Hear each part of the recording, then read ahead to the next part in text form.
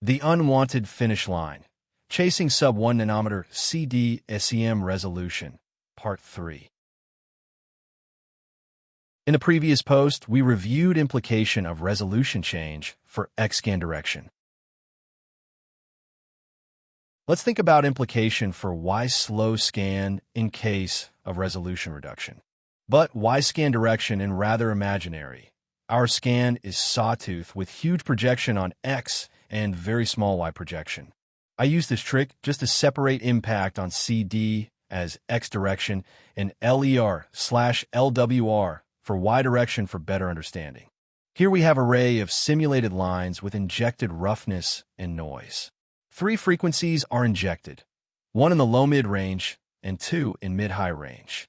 You could clearly see 3 peak of injected frequencies. Note no OEM software capable to produce such precise results. Let's switch to linear frequency scale and observe most obvious staff. Cursor show clear division between parts of PSD graph. Left part for each line, we have highly correlated signature. As frequency rising correlation start to fade. From the right of the cursor is highly uncorrelated part. We could suppose that right part is an injected GL noise and measurement noise. One can ask that it is an array of simulated lines, what we should do in real measurement world. The answer that low correlation part is an essence of injected GL noise and measurement artifacts. We could look for cutoff frequency as autocorrelation or magnification drop flag for various smart techniques involving sigma y averaging.